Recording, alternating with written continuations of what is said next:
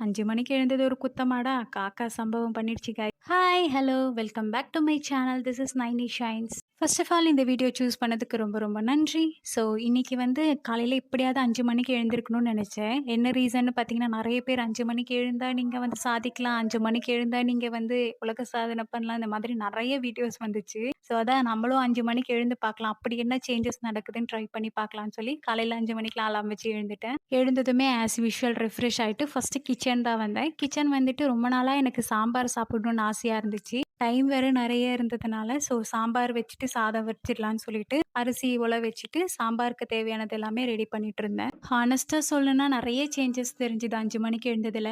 So நான் daily வந்து 6 மணிக்கு தான் எந்திரிப்பேன். அப்படி எந்திரிக்கும்போது 1 ஹவர் தான் டைம் இருக்கும். அதனால அறக்க பறக்க எல்லாமே சமைச்சுட்டு, பாப்பாக்கு தேவையானது எல்லாமே ரெடி பண்ணிட்டு இருப்பேன். பட் இன்னைக்கு 5 மணிக்கே எழுந்ததுனால என்னமோ தெரியல, டைம் ரொம்ப நெறையவே இருந்துச்சு. அதனால பொறுமையா ஒவ்வொரு விஷயமா பண்ணிட்டு இருந்தேன். சமைக்கும்போது அப்பப்போ எடுக்கிற பொருள, போடுற குப்பைய அப்பப்பவே நம்ம கிளீன் பண்ணிட்டோம்னா, பெருசா நம்ம சமையல் முடிக்கும்போது எந்த வேலையுமே இருக்காது. ஸோ நம்ம வந்து குக் பண்ணி முடிச்சுட்டு நம்ம வந்து ரிலாக்ஸா போய்க்கலாம். சாம்பாருக்கு தேவையானது எல்லாத்தையுமே ரெடி பண்ணிட்டு, காஃபி போடலான்னு சொல்லிட்டு, காஃபி போட பால் காய்ச்சிட்டேன். எனக்கு மட்டும் தான் இப்படி இருக்கான்னு தெரியல.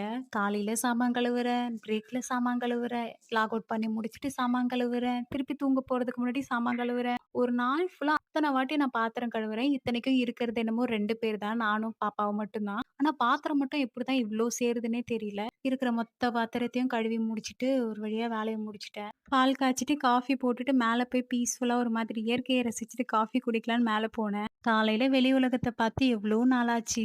அப்படியே கொஞ்ச நேரம் வாக் பண்ணிட்டு இருந்தேன். ரொம்பவே அமைதியா இருந்துச்சு. பேர்ட்ஸ் எல்லாம் கத்துற சத்தம் அவ்ளோ கிளியரா ஒரு மாதிரி பீஸ்ஃபுல்லா இருந்துச்சு மைண்டுக்கு. என்னடா காலையில இருந்து எந்த சம்பவமுமே ஆகாம ஒரு மாதிரி நல்லா போதே நாளுன்னு நெனச்சேன். நெனச்ச உடனே தூரத்துல இருந்து எங்கேயோ ஒரு காக்கா "தோ நான் வரேன்னு" சொல்லிட்டு என்ன கொத்துறதுக்காக வந்துச்சு.